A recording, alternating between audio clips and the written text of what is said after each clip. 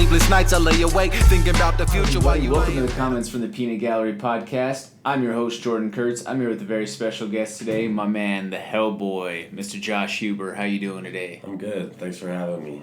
Hi, everybody. Thank you very much for coming on today, my man. So, Josh, just real quick for the people out there following along, where can they follow you so they can keep up to date with you? I'm on Instagram under Hellboy Huber, and I'm on Facebook. I'm not doing a ton of social media, but for now, that's about it. Well, there you have it, folks. My man is the most active on there, but he's definitely trying to put some more content as we go along.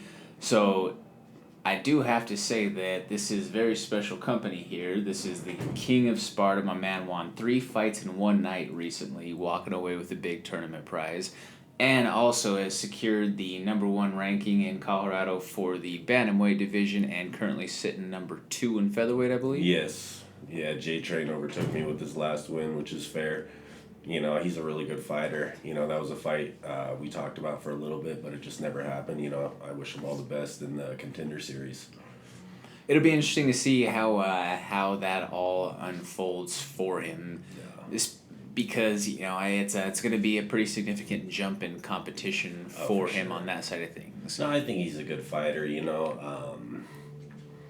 I got the offer to fight him, you know, and I told myself I'm not going to jump weight classes. I'm not going to keep going between featherweight and bantamweight. I told myself I'm going to stay at bantamweight because that's my best weight class, you know. You mentioned the tournament. And, you know, that was probably my best performance to date, you know, 3 fights in a night. I fought over 25 minutes total fight time, and my cardio was on point. You know, I finished it with a knockout. I felt great, so I'm a little bit undersized at featherweight. You know, I'm a good featherweight, but I think I'm a great bantamweight, so I'm sticking to bantamweight no matter how many offers I have to turn down at featherweight.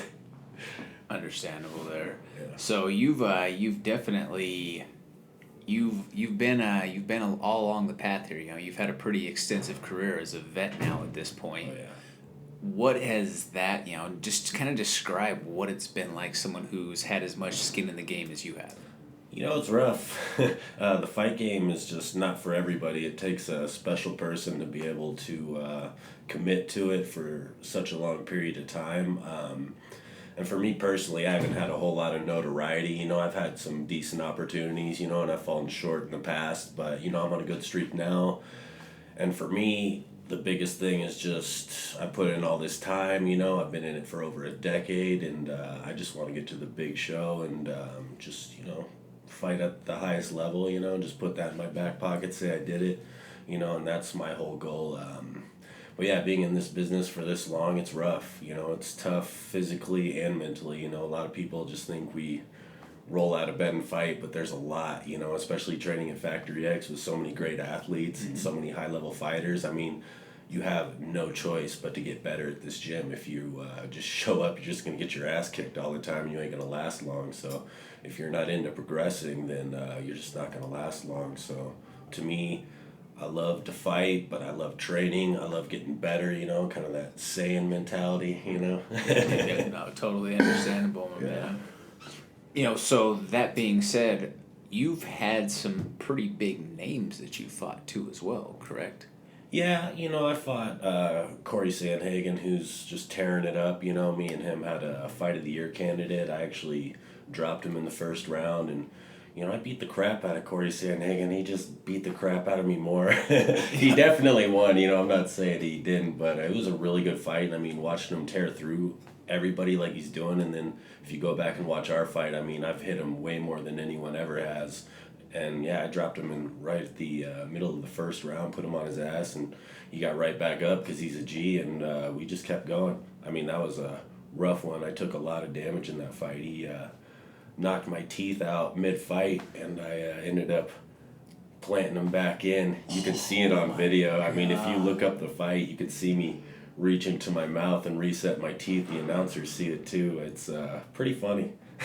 They're still there too. Never went to the dentist. Still there. Well, there you go. You know, I fought Alvin Robinson. You know, I fought some big names. You know, some UFC guys. And like I said, I've had some good opportunities, and I've fallen short in the past. You know, but I just feel like at bantamweight, you know, like riding the streak I'm on and like how hard I'm training and everything I got behind me.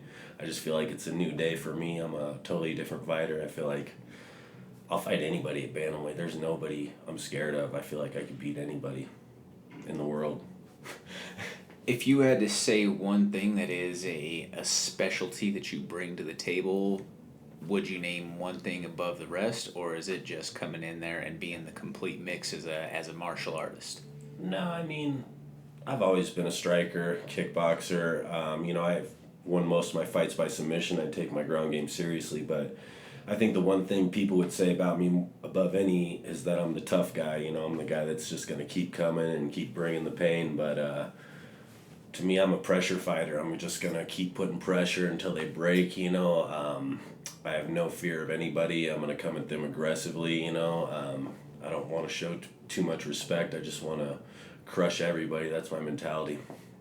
Now, being that you haven't been on the large national televised scene, you know, and large, you know, showcase in that regard, maybe for someone who's listening from not in the local area, because I mean you're very well known on the local and the regional scene here in the mountain area, but maybe for, you know, our listeners that are out in, you know, California or Florida or someone there, who is somebody that you would compare yourself to stylistically so they can maybe, you know, get a visualization of what you bring to the table?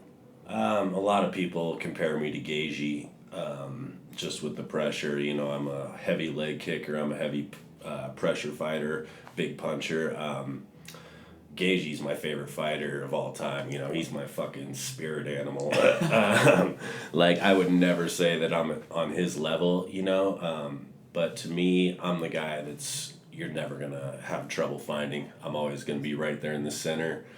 I got a really strong grappling game, so my plan is to bang it out with everybody. My game plan hasn't changed my entire career. Go out there and knock them out, you know. But my secondary game, I think, is very strong, you know, and I think that's what puts me over a lot of these local fighters. Yeah, I think that's the reason I deserve to be in the big shows. Just I'm dangerous at all levels. You know, you can't get me on the feet. Like, I'm one of the best kickboxers in Colorado, and I have like 13 submissions as a pro. So I mean, I feel like I've got a strong game where you can't really shake me, you can't really take me out of my element. But mostly, I just want to bring pressure, and I want to beat guys definitively. I want to just put a nail in the coffin. That's awesome. I love hearing that. But, you know, so that being said, you've had 13 subs as a pro. That's more just with that one style of finish, then there's a lot of guys out there that have total pro fights. Yeah. So, I mean, that's a kudos to you, you know, for being there, you know, in the long run. That's almost more so, you know, to kind of compare that. That's like a Dustin Poirier sort of style, or Anthony Smith, if you will. Yeah. You know, someone who's had, you know, more fights in total, or more of one single portion than guys have had entire fights. Yeah. You know, Anthony and I sat here and talked about he has more wins than Luke Rockhold has fights. Right.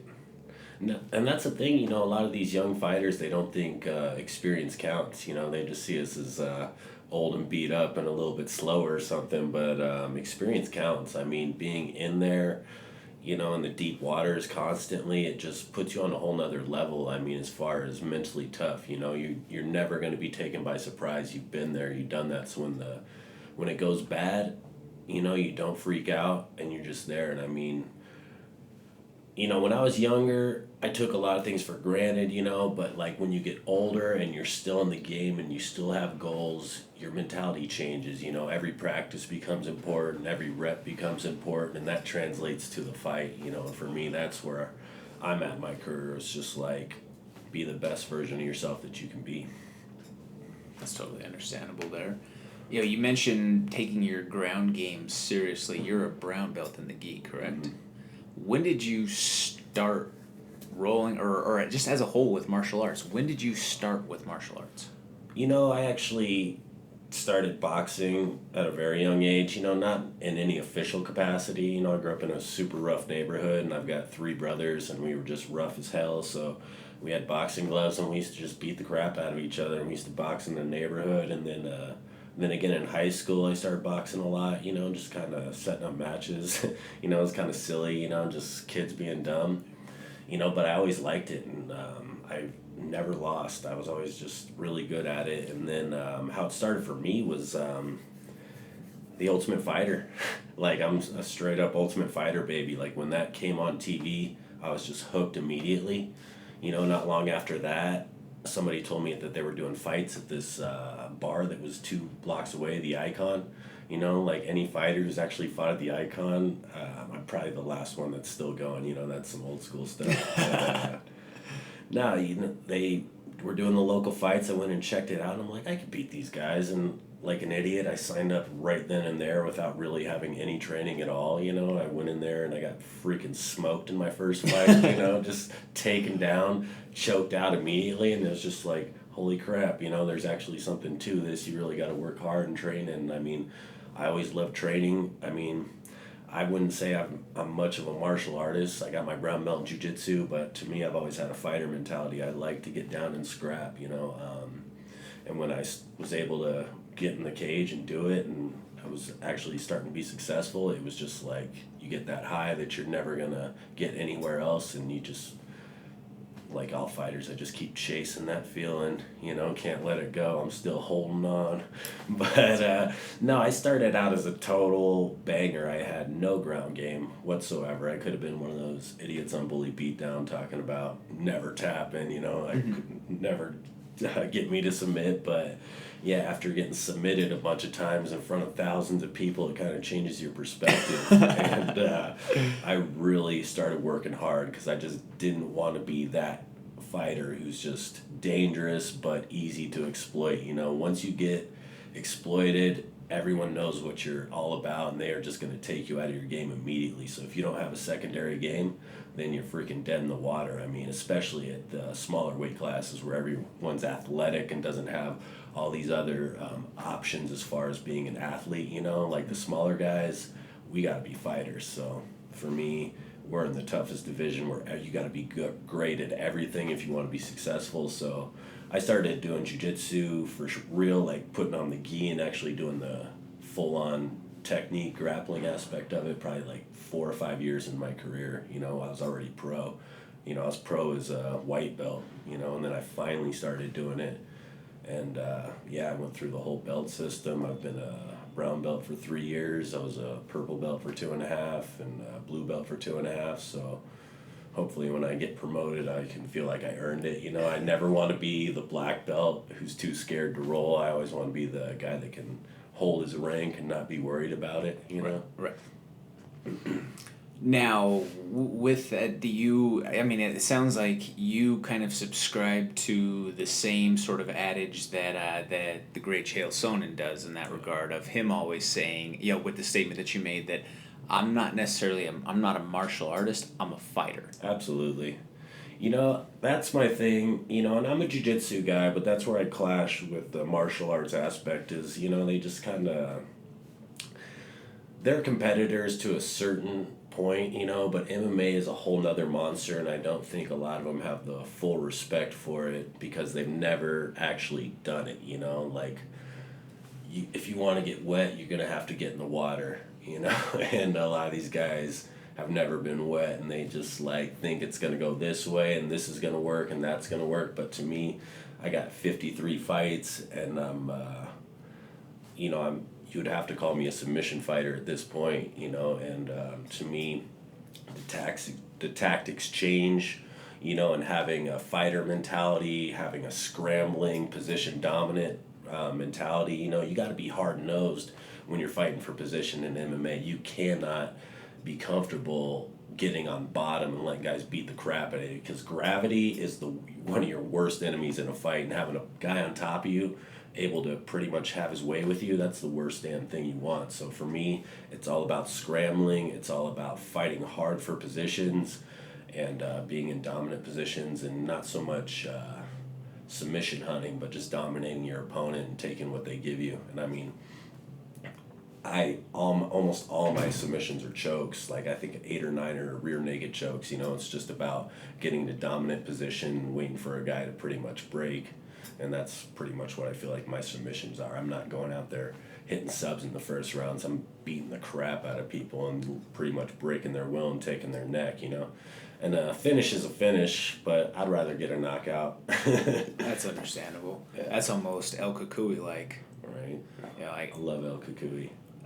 Just like how you mentioned, there's so many different people whose style that you can be compared to. You know, I mean, we've already named a few right then and there. Well, Kukui, I think he's one of a kind. You know, he's just kamikaze. You know, I think that's what makes him and Gaethje great is they have no fear at all. And that's the one thing that I always loved about watching Gaethje fight is his mentality as far as cardio goes. And I say cardio, but he is not afraid to empty the tank. Like, he just will come at you until you are broken. He feels like if he's tired, you're going to be more tired, you know, and that's the mentality I bring. I think that's the same with Tony. Like, they're not scared of getting tired. They put in that work. They have no fear of getting tired. They have no fear of their opponents, and that makes them so much more dangerous. It multiplies all your skills, you know, because you can play them up and you're not afraid to go for it. Oh, exactly. You know, I'll ask you this, and I challenge, you know, anyone to throw it in the comment section if you can cite an example. Have you ever seen Tony tired in a fight? No. I mean, it's all about preparation, and he's the king. That's like his freaking main weapon is that, you know, he's a great submission fighter. His striking's great too, you know, but it's nothing about his game is going to blow you away other than his aggression and his freaking cardio, his will to win. A lot of cardio is just will, you know. It's like, are you willing to bite down and keep going? Because everyone gets tired. You know, you're a fool if you think you're going to pace yourself through a fight. You're going to get tired. So to me, it all comes down to your preparation. How hard did you work? How hard did you suffer in training? Training camp means you should be suffering. It should suck. It shouldn't be fun. I mean, there's parts that are fun, but it should be hard. The harder you train, the easier it's going to be. Oh, absolutely. Now, also with that, it's even more of an incredible accomplishment for what Tony did in my eyes, because how many people can outpace Cowboy? Right. And Cowboy was starting to fade and slow down, but I don't care what anybody out there says, you know, that, that it was the punch. No, it wasn't. I agree. He was starting to slow down, and Tony wasn't even breathing hard yet. It was a matter of time. And especially that last about, minute and a half of that round, Josh, Tony landed with probably close to an 85% efficiency rate. Literally everything that he was throwing was landing. He gets stronger as the fight goes on. The longer it goes, the more he's going to open up and just be able to land, because he's just... It's not that he doesn't get tired, it's that the other guy gets more tired. They can't deal with the pressure, you know. That's what I bring to the table. That's my whole mentality is do your work before so you have no worry of that, so you can play your game to the max. And my game is pressure. Stay in their face, never let them breathe. Intimidation is a huge factor in that, you know. That's what people don't think about that, but there's a lot of X factors that go into fights, you know, and I think that's one of the main ones. If you're going up against a guy that's hard to kill, you know you can't knock him out, he's hard as hell to sub, he's got cardio for days, then that's the guy that's going to be dangerous. That's the guy you really have something to fear. Now, in your more than 50 fights at this point, is there anything that you haven't seen or that you feel like you're not prepared to see once you're locked in?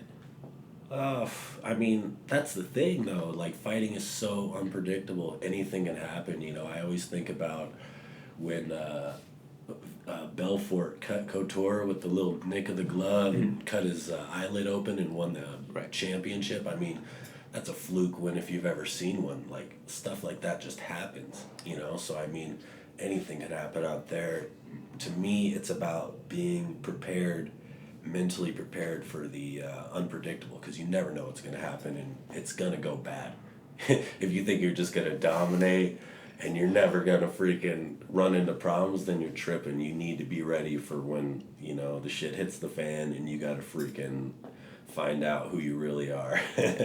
That's one of my favorite things about fighting, is you really find out about people. Oh, when you're put into that most primal portion of your being in that way. You know, you really kind of figure out what you're made of at that moment. That's what I love about it. It's primal, you know, it's instinctual. We get to be our most basest self, you know, we don't have to, we're unleashed. We get to be aggressive and freaking do our worst, you know, and to me, a lot of people look at it the wrong way. They see it as just violence, but to me it's freaking beautiful because it's competition. It's the highest level of competition, you know, like to me, fighting, and not just fighting, but UFC, you know, MMA, like, it's the closest thing you're going to get to a real fight, a street fight where all the rules, you know, are open. And to me, that's the ultimate competition. That's going to see, you're going to find out who's the better man. But like, again, flukes happen, unpredictable stuff can happen. The best fighter doesn't necessarily always win, you know, and you just got to be prepared, be ready, be tough. So right now you don't have anything on the books, but is there anything that you're working on or anything that you're in talks of? You know, I've had some interesting offers. Mostly when I just got off shoulder surgery, I got some pretty interesting offers, you know, and I couldn't take them. It was just kind of a real bummer, and I just want to stay ready. You know, I feel like I'm at a level where something good could happen, you know, maybe someone will get injured and I'll be able to fill in, you know. My big thing is just trying to get my foot in the door, just get one damn chance. You know, it's hard. You know, like I said, I've had my opportunities in the past, but it's been rough. You know, almost all those big fights that I lost were almost all short notice, just like I'm the freaking chump they're bringing in to lose. And I took it anyway because that's just the mentality I have, you know. But like I said, I'm on a crazy good streak right now. I'm 8 in a row. I haven't lost in 3 years. The last guy to beat me was Sandhagen, who I put up a hell of a fight against, you know, and he's just tearing up the whole division. So I feel like I'm at that level. I'm training with UFC guys. I'm sparring with them. So I know what level I'm at, you know. I don't think you have to worry about me, like, shrinking to the challenge, you know. I think if I just get that one opportunity, I can really shine. And, yeah, I guess I'm just waiting. My whole thing is just staying ready. I'm pretty much in fight shape right now.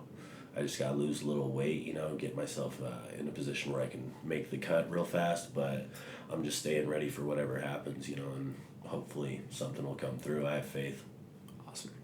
Well, we do have the platform right here, right now. Absolutely. LFA is coming back in a couple of months. Is there anything to Ed or Mark Berry or any of those guys out there that, you know, that you want to say to voice your plea to be on the card?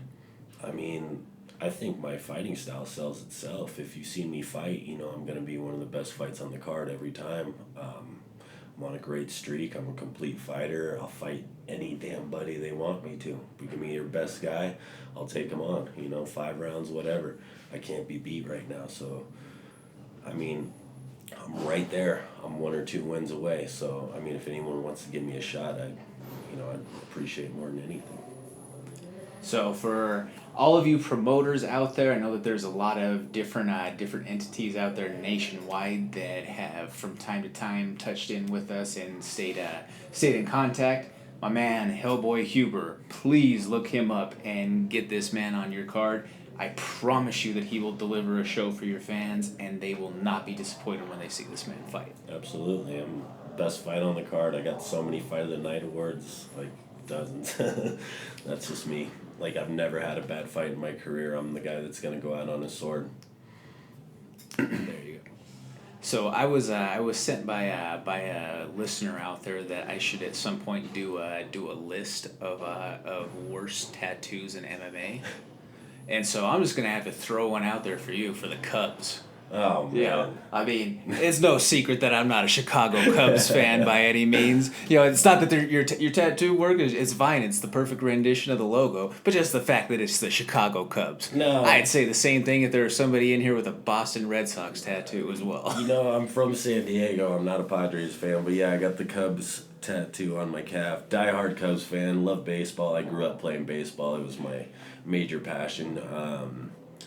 Yeah, I'm a huge baseball fan. I love it. The Cubs are doing good, you know. I think this is going to be a good era for them. They got a young team. They're going to be winning for a while. I think they're going to make a serious run this year. I'm excited, but I've got way worse tattoos than this. I mean, Well, like I said, it is solely for the fact that it's the Cubs on that side.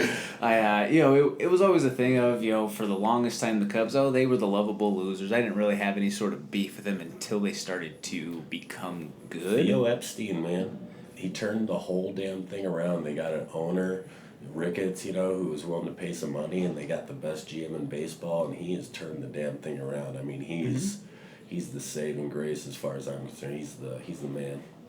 Well, if you don't name him the greatest general manager in baseball history now at this point, And he's still going. He's young. it's gotta be up there as close, because that's two monumental streaks. Sure. Like the or two biggest monumental ones.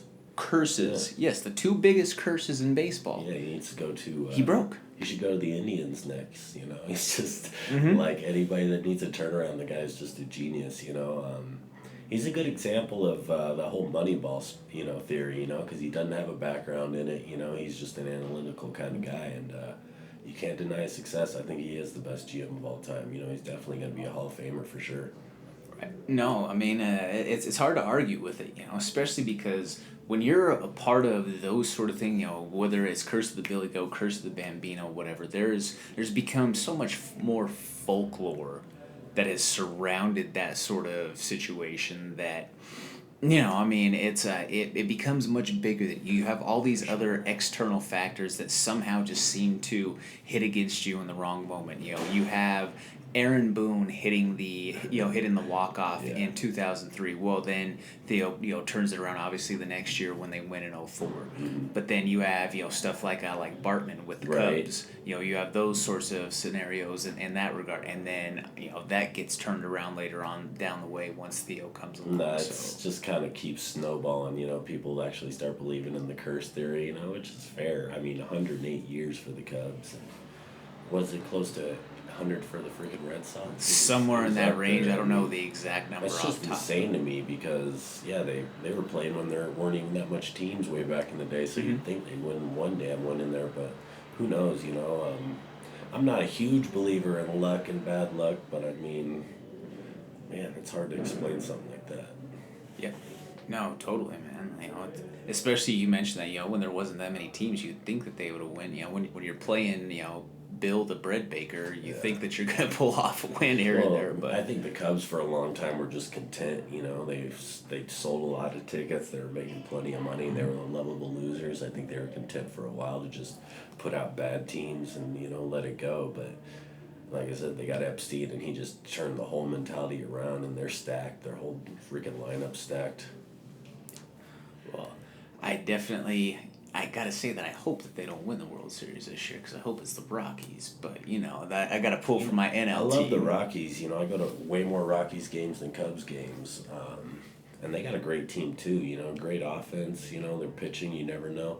If their pitching could ever be solid for an extended period of time, they could win it all. Like, to me, they're the streakiest team in freaking history. Like, when they're on, if they get hot at the right time, then they could definitely win it. And I think it was really bad luck just running into the Red Sox that year, because they just come back from that friggin' 3-0 against the Yankees. You ain't stopping them at that point. They had all the momentum in the world. But no, I think Rockies fans are a little spoiled.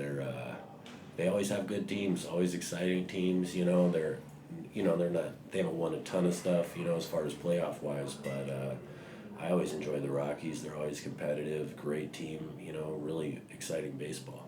Oh yeah, Coors Field also to me is one of the best experiences as far as a stadium out there. I love going to games out there at Coors Field. It's something that you just have the complete ambiance of the atmosphere and everything surrounding there. It's one of the older stadiums now, which is funny because I always thought it was brand new. I mean, it's just so beautiful. It's just so huge. I just can't believe how big the outfield is there. Yep.